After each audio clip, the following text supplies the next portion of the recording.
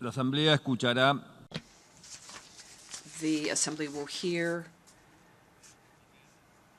an address by the Prime Minister of the Islamic Republic of Pakistan, His Excellency Imran Khan. May I request protocol to escort His Excellency? I have great pleasure in welcoming His Excellency Prime Minister of the Islamic Republic of Pakistan, and I invite him to address the General Assembly. Bismillah ar-Rahman ar-Rahim. Iyyaka na'budu wa iyyaka nasta'in. Mr. President, Honorable Secretary General, Excellencies, ladies and gentlemen, I feel honored today to represent my country at this forum of world leaders, where we have a chance to discuss problems that the world is facing. I want to talk about a lot of problems, but just 4 today. And I especially came to this forum despite a difficult time in my country, facing challenges. I would not have come, but because I feel that there are some very urgent problems which the world must address. So first of all, I start with climate change. So many leaders have talked about climate change. But Mr. President, I feel that there is a lack of seriousness. Perhaps world leaders some of the leaders who can do a lot, do not realize the urgency of the situation. We have a lot of ideas, but as someone said, ideas without funding is mere hallucination. Pakistan, I'll give you start with my own country. Our country is amongst the top 10 nations in the world which are most affected by climate change. We depend upon our rivers. We are mainly an agricultural country. And 80% of the water in our rivers comes from our glaciers. The glaciers, not just on the Pakistani side, even India. The 80% of the water in Ganges and the Indian rivers also comes from the glaciers, from the Himalayan glaciers, Karakoram, Hindu Kush. And these glaciers are melting at quite a rapid pace. We detected already 5,000 glacial lakes in our mountains. And if this keeps going, if nothing is done, we are scared that humans are facing a huge catastrophe. In my country, when my party came to power in the province of KP, we planted 1 billion trees in 5 years. Now we've set ourselves a target of 10 billion trees in Pakistan. Idea being to counter the effects of global warming. But one country cannot do anything. This has to be a combined effort of the world. My optimism comes from the fact that humans, the Almighty has endowed humans with great powers. We can do anything, provided our survival instinct is stirred up. And this is really what I hope that the United Nations will take a lead in this. There must be more emphasis. Richer countries must be pushed. Countries that are responsible for greenhouse gas emissions. They must be pushed because our country contributes minuscule amount to greenhouse gases. So I feel that the United Nations must take leadership in this. My second issue for me right now is even more critical.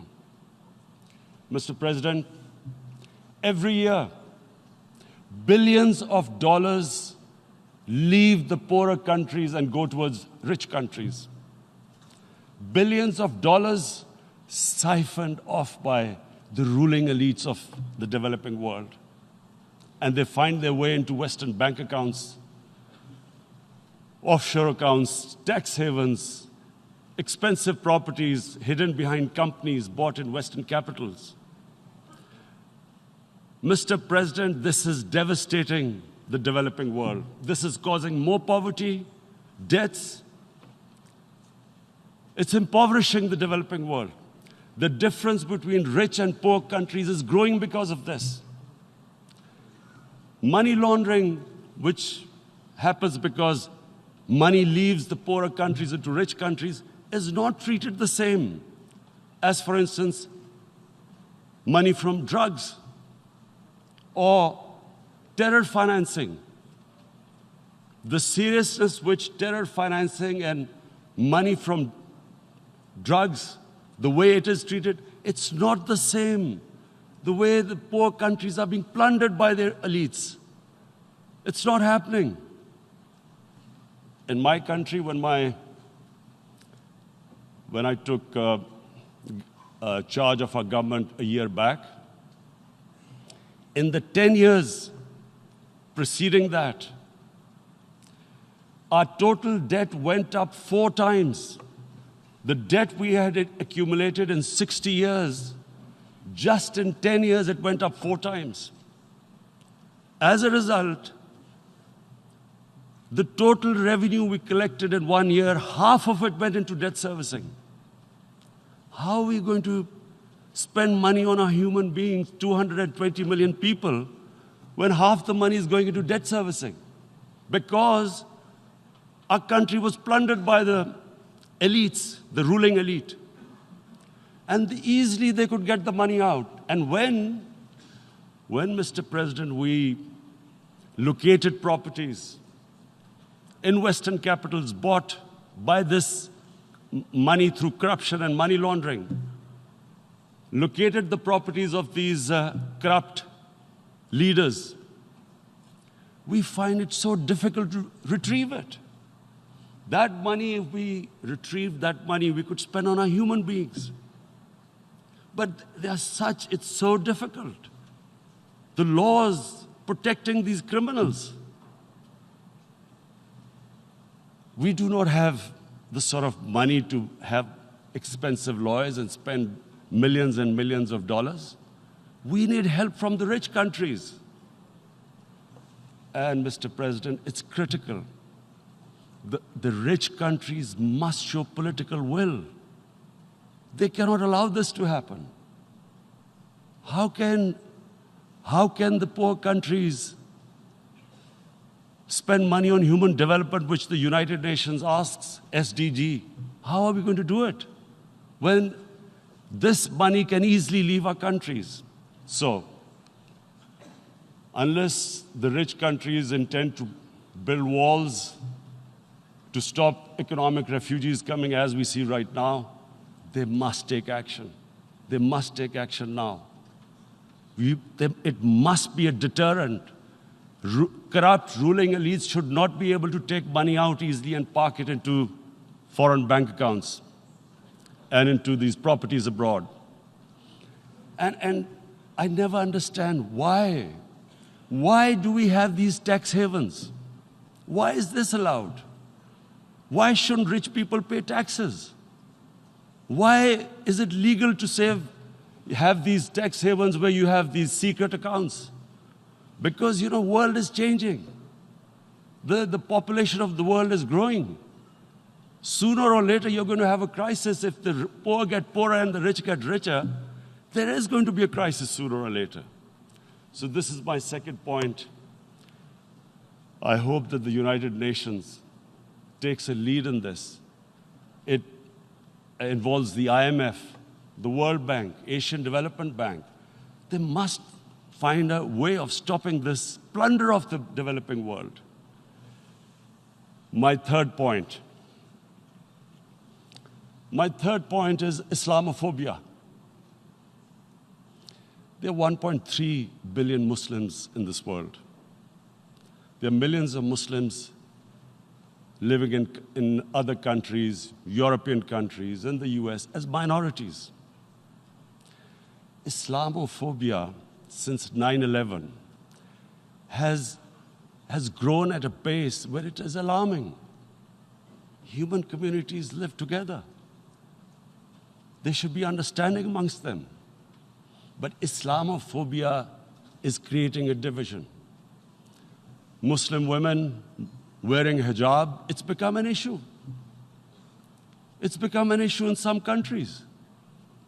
Hijab is some sort of a weapon. A woman can take off her clothes in countries, but she can't put on more clothes. How is this happening? Because of Islamophobia. And how did this Islamophobia start? After 9/11. And why did it start? Because certain Western leaders equated terrorism with Islam. Islamic terrorism. Radical Islam. What is radical Islam? There is only one Islam. And that is the Islam we follow of Prophet Muhammad sallallahu alaihi wasallam. There is no other Islam. Radical Islam, Islamic terrorism, what message did they send to people in the West? And why is there Islamophobia? How is a person in New York, in the Midwest, in the US, in European capital, how is he going to distinguish between who is a moderate Muslim and who's a radical Muslim? Because terrorism has nothing to do with any religion. This Islamic terrorism, Islamic radicalism, and sadly used by leaders, this has been the main reason for this Islamophobia. And it has caused pain amongst Muslims. We in Muslim countries watch this Islamophobia traveling abroad, and it's getting worse. And may I just say, Mr. President, that in European countries, it is marginalizing Muslim communities. And we all know that marginalization leads to radicalization. Some of the people who ended up as militants in Syria and other places were from marginalized Muslim communities. And my point here is that we must address this issue. I'm sad to say that we Muslim leaders have not addressed this issue either. After 9/11, when this thing came about war against radical Islam, rather than Muslim leaders trying to explain to the West that there is no such thing as radical Islam, in all human communities, they are radicals. They're liberals and rest are moderate. All human communities, Christians, Jews, everyone has it. But Islam is not radical, neither Judaism, neither Christianity, neither Hinduism. No religion preaches radicalism. The basis of all religion is compassion and justice, which differentiates us from the animal kingdom. But unfortunately, the Muslim leadership was so scared of being called radical Islam that all of them became moderates. In Pakistan, we were in the eye of the storm, and our government coined a phrase called enlightened moderation. No one knows what it meant. But everyone started putting on Western suits that they were moderates, started speaking. Even those who didn't know English would speak English because they were moderates. No one had a clue what it was. Because we, in the Muslim world, did not explain to the West that there is no such thing as radical Islam. One of the reasons why after 9/11, Islam was supposed to be equated with terrorism was suicide attacks. Because the 9/11 bombers did a suicide attack, all sorts of theories came up that the Muslims are involved in suicide attacks because they will get virgin in heavens. Some came up with, what about women, suicide attackers? So this bizarre thing happened. No one explained. Suicide attacks and Islam were equated. No one did research that before 9/11, the majority of suicide attacks in the world were by Tamil Tigers, who were Hindus. No one blamed Hinduism, and quite rightly. What has Hinduism got to do with what desperate people were doing in Sri Lanka?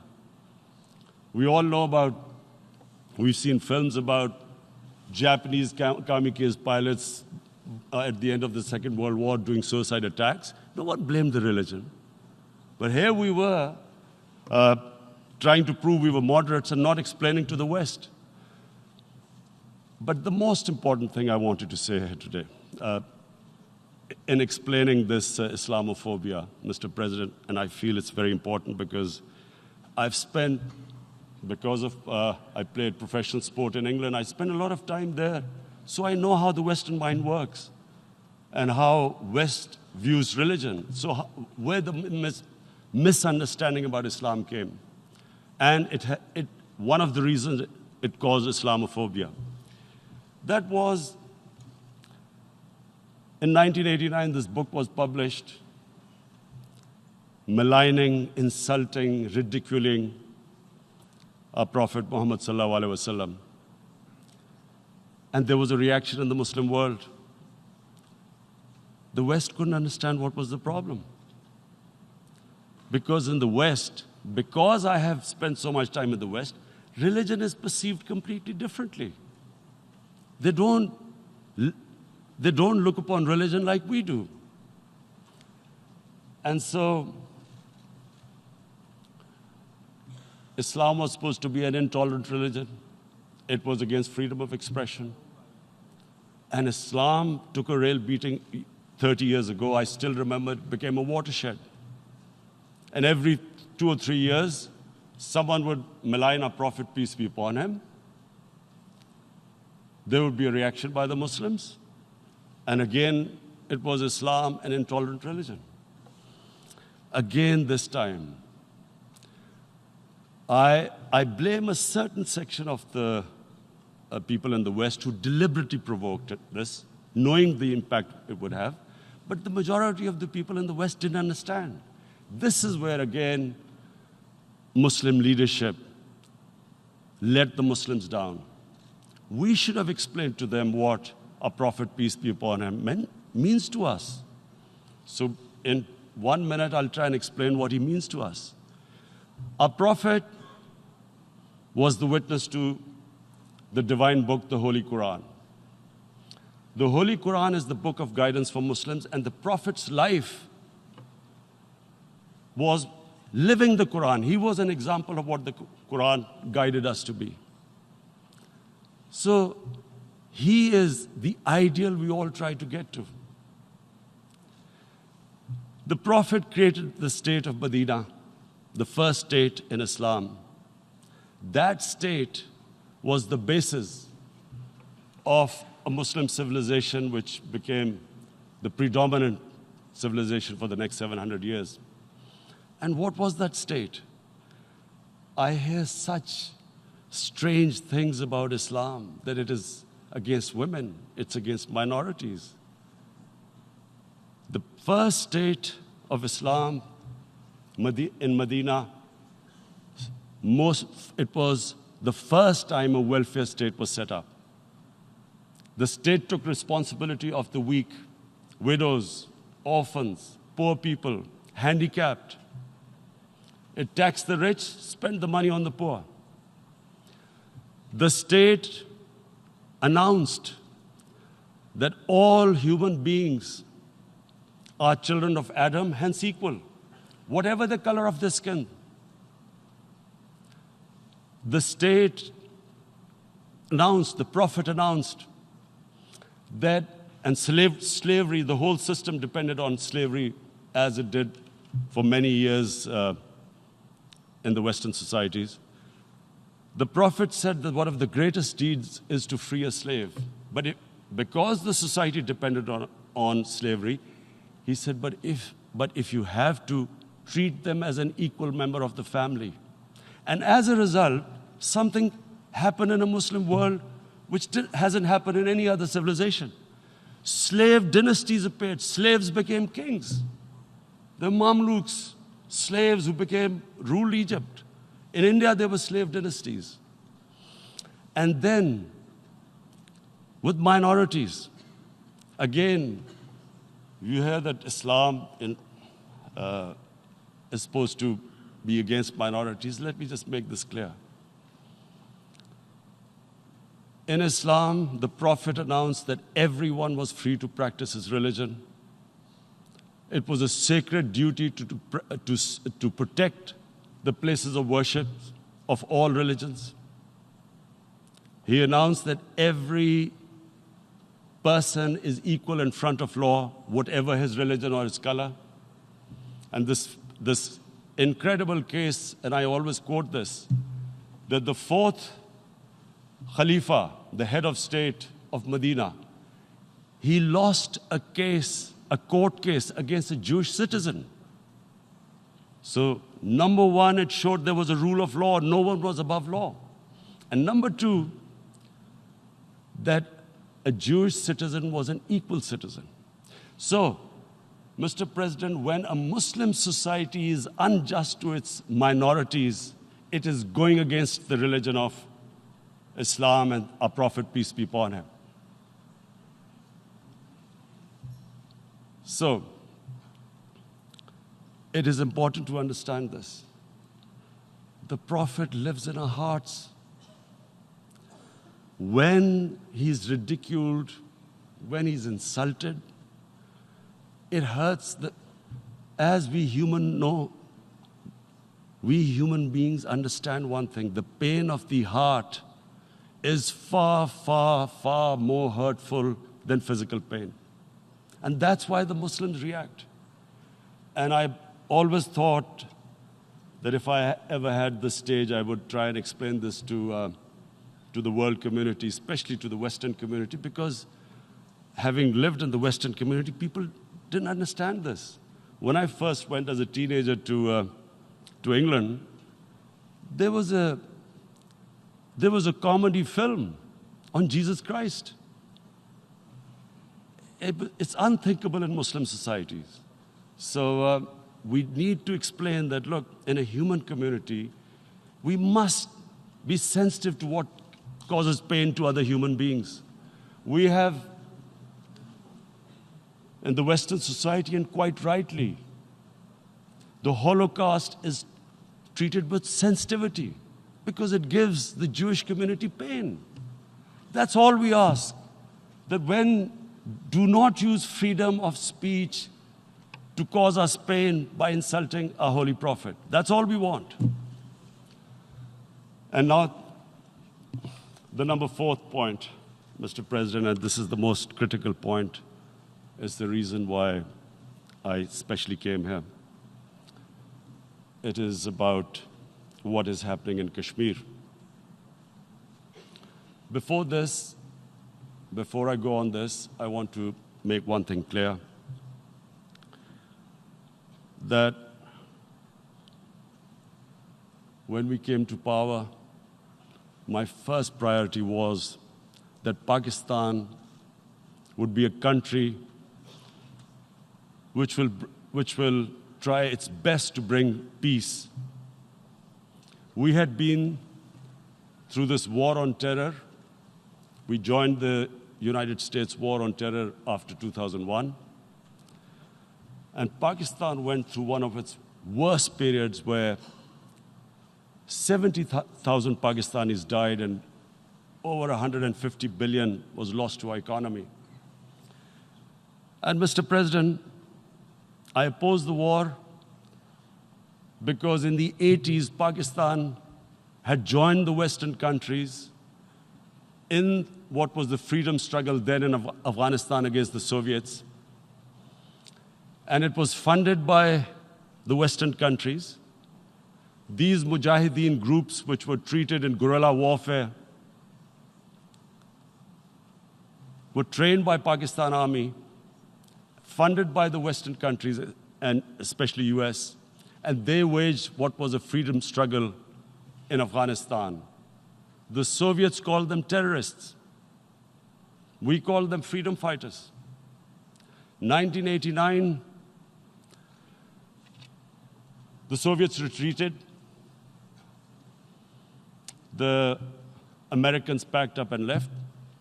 Pakistan was left with these groups.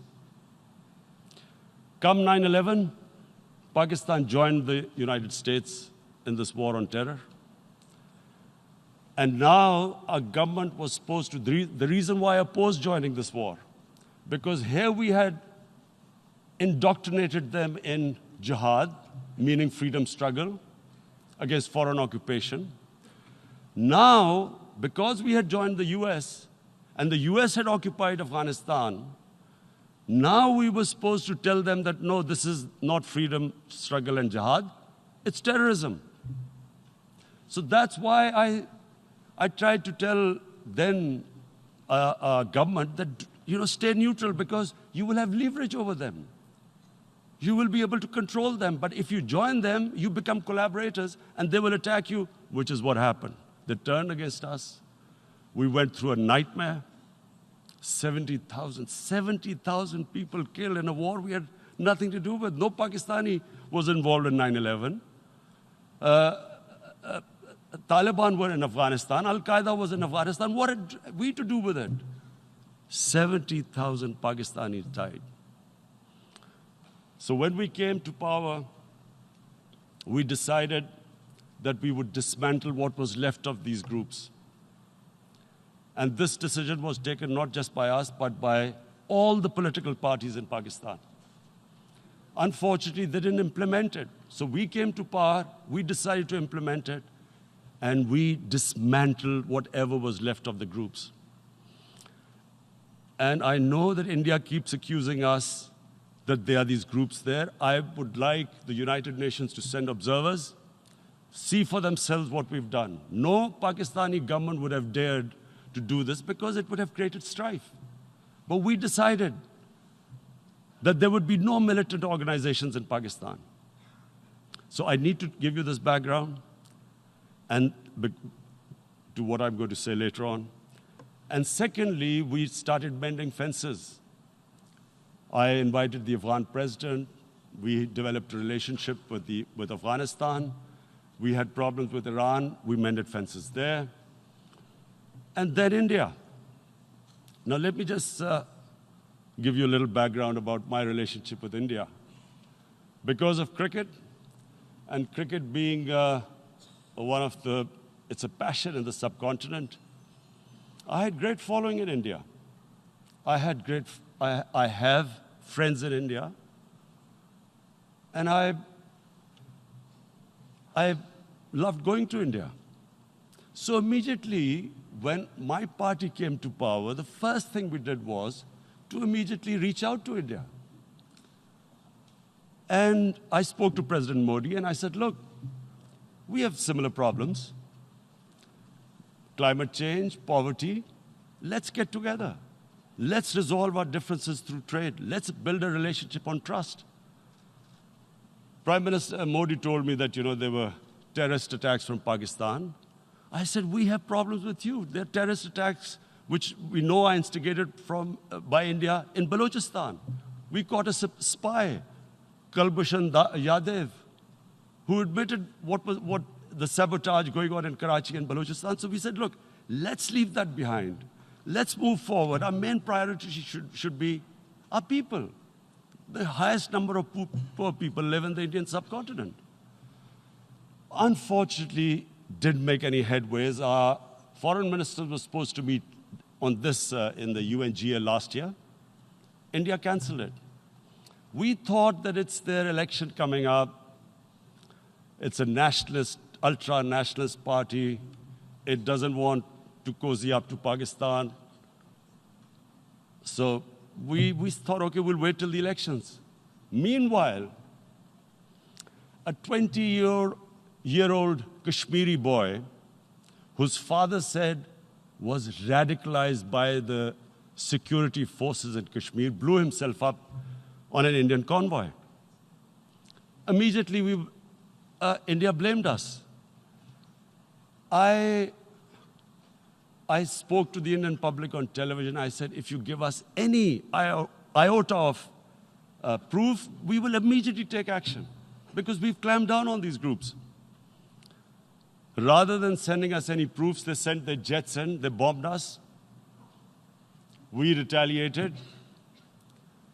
A jet, 2 of their planes were shot down, 1 pilot bailed out in Pakistan. We immediately returned the pilot, saying that, look, we do not want any escalation.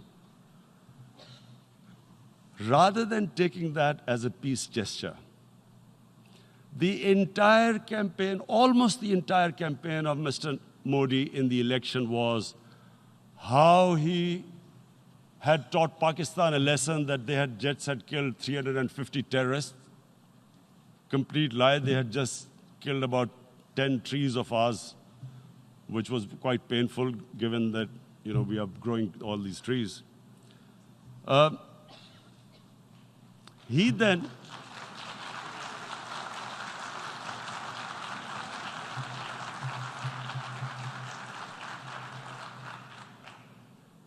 the election campaign, Mr. Modi used words like, this is just a trailer, the movie is about to start.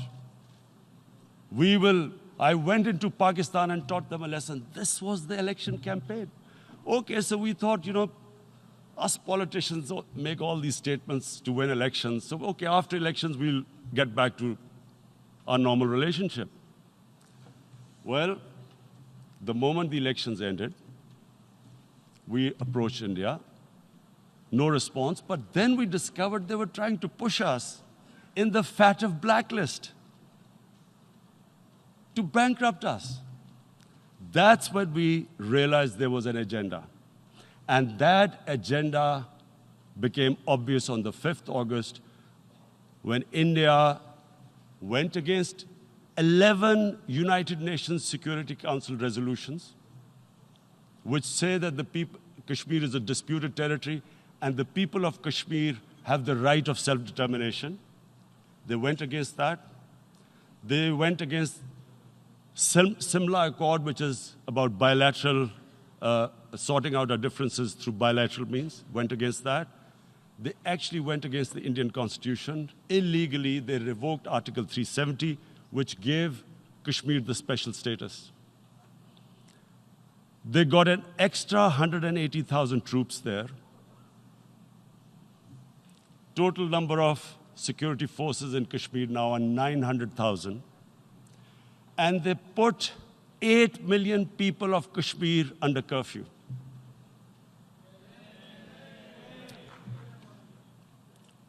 Mr. President,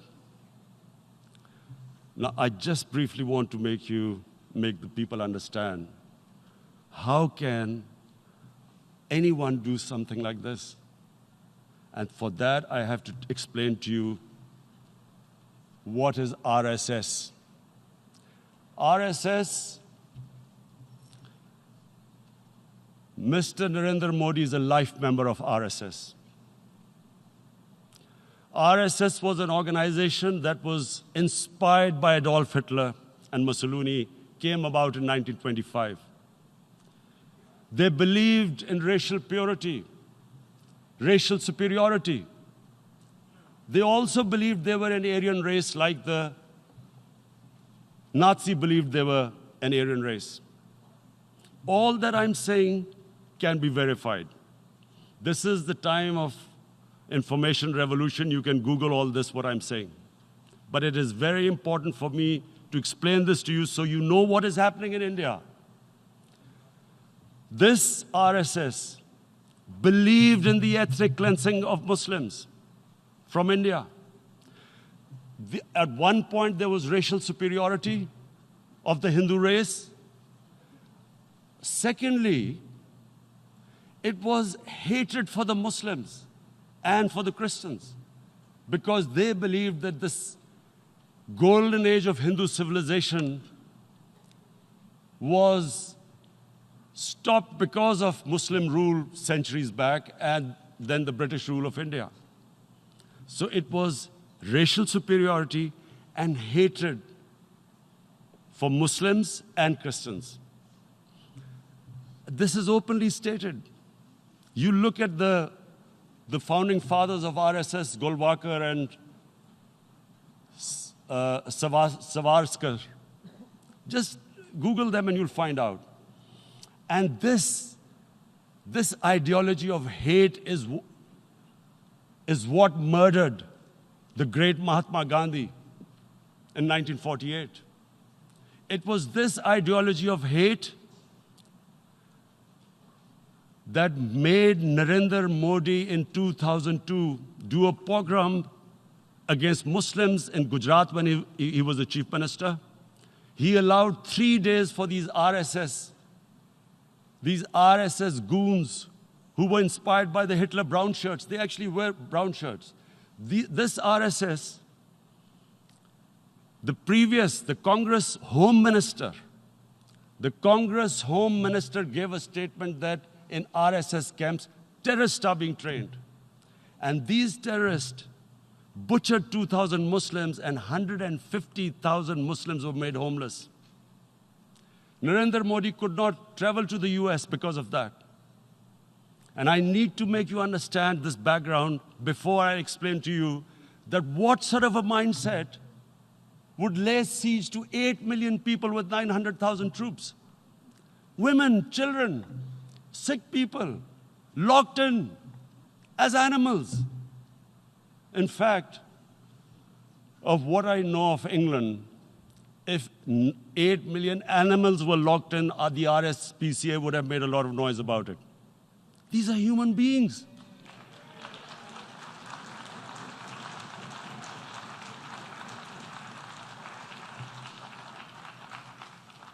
And Mr. President, what comes with racial superiority, these illusions of Aryan superior race, is arrogance. The two go together. And it's arrogance that makes people make mistakes and do stupid things.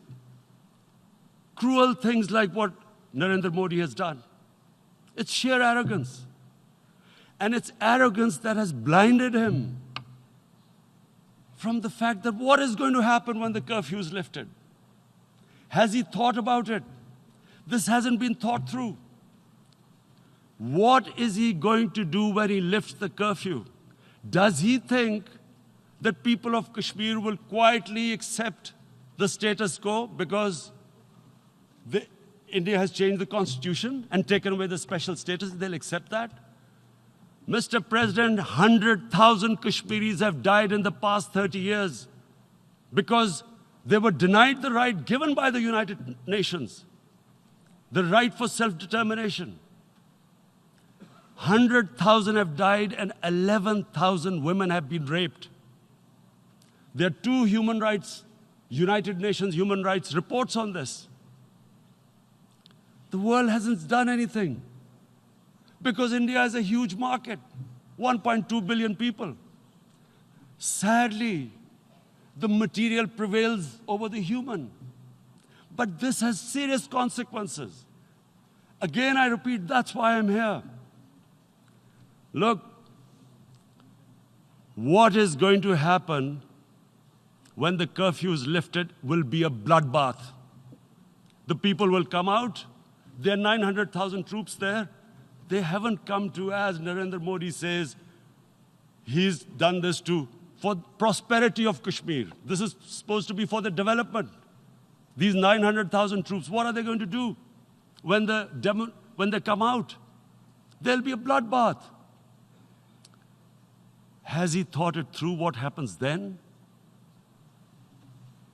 Mr. President, has anyone thought that what happens when there is a bloodbath? What do you think the impact will have on people of Kashmir? What do you think they will think? The way they have been boxed in their houses, treated like worse than animals, no rights. Thousands of all the political leadership has been arrested, taken out of Kashmir. Even those Kashmiri leaders who were pro-India have been taken out. 13,000 boys have been picked up and taken to God knows which destinations. So what do they think? What will the people of Kashmir do when they lift the curfew? They will be out in the streets. And what will these soldiers do? They will shoot them. They've already used pellet guns, blinded young boys. In the last 6 years, the 5 years, the oppression that has gone on in Kashmir. And so, Kashmiris will be further radicalized. Mr. President, there will be another Pulwama. And guess what? India will blame us. They're already blaming us. They're saying all this is happening because of Pakistan. One of their defense ministers said, there are 500 terrorists lined up on the border to go in. Why would Pakistan send 500 terrorists when there are 900,000 troops? What impact are they going to make? What will they do? And don't we know that the moment there is some terrorist attack, all that will happen is there'll be further cruelty and oppression of the people of Kashmir. We will just give the 900,000 troops to further crush the people of Kashmir. And then we'll give the Indian government an excuse that, look, Pakistan is a terrorist state, and this mantra that has gone on, Islamic terrorism. The moment you use this catchword, Islamic terrorism, the whole world turns away. No one talks about human rights. You can do whatever you want, which is what has happened in Kashmir, because they keep using this word, Islamic terrorism. And this is what they're doing right now. What do we benefit from further increasing the cruelty on the people of Kashmir? And why would we want this? But there is no other narrative left for India. As when they lift the curfew, whatever happens, Pakistan will be blamed, and there is always a danger of another Pulwama. They might come and bomb us again, and then another cycle might start. And what does Narendra Modi think? That 180 million Muslims of India are thinking right now. Aren't they watching these Kashmiris stuck inside for 55 days they've been stuck in? Aren't they watching? What do you think? Don't you think that the Muslims will be radicalized in India? And I'm talking about 180 million people. And when they get radicalized, there will be some incident in India somewhere down the line. Again, we will be blamed. And I'm warning you right now, again, we will be blamed. And, Mr. President, what about 1.3 billion Muslims who are watching this? And they know that it is only happening in Kashmir because they're Kashmiri Muslims. This is not happening to Kashmiri Hindus. They know that this is happening because of their religion. So what do you think they will be thinking? What do you think the Jewish community would think if they were, forget 8,000 Jews stuck like this? What do you think Europeans would think? What do we think? I mean, any human community, if their members are stuck like that, what do you think they will think? Are we a children of a lesser God? Is it not going to cause us pain? And then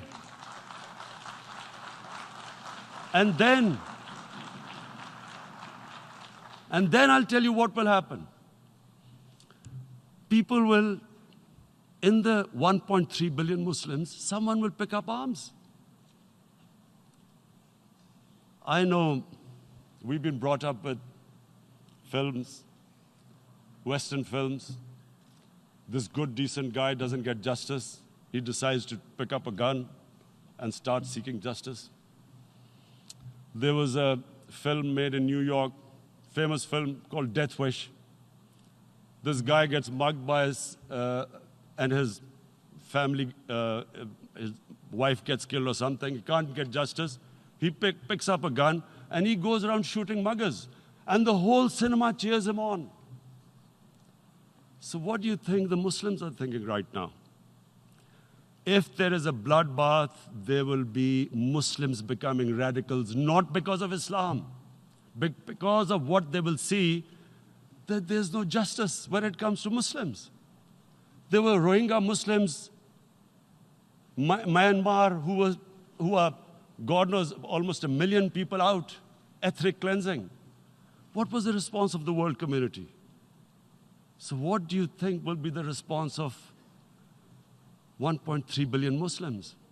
I picture myself. I'm in Kashmir. I've been locked up for 55 days. I have heard about, and there are rapes, Indian Army going into homes, soldiers. Would I want to live this humiliation? Would I want to live like that? I would pick up a gun. You're forcing people. You are forcing people into radicalization. When people lose the will to live, what is there to live for? And this is what, if you can do this to human beings, you are actually radicalizing people. And so, Mr. President, I want to repeat here, this is one of the most critical times. There will be a reaction to this. Pakistan will be blamed. 2 nuclear-armed countries will come face to face, like we came in February. And before we head in that direction, the United Nations has a responsibility. This is why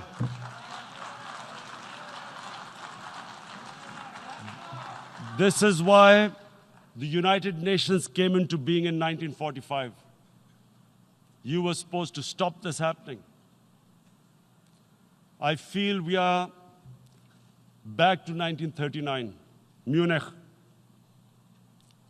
Czechoslovakia has been taken, annexed. What is the world community going to do? Is it going to appease a market of 1.2 billion, or is it going to stand up for justice and humanity?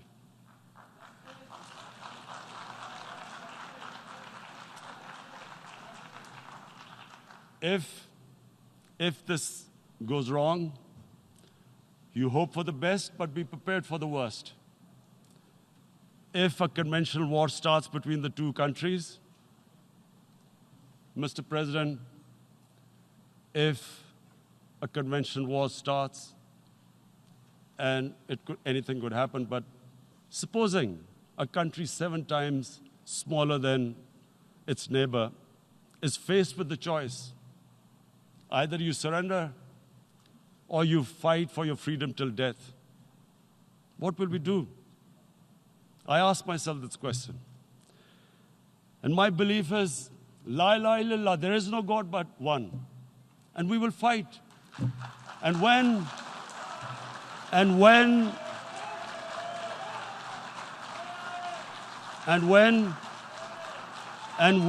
a nuclear-armed country fights to the end, it will have consequences far beyond the borders. It will have consequences for the world, which is why I repeat I'm here. Because I'm warning you, it's not a threat. It's a fair worry that where are we headed?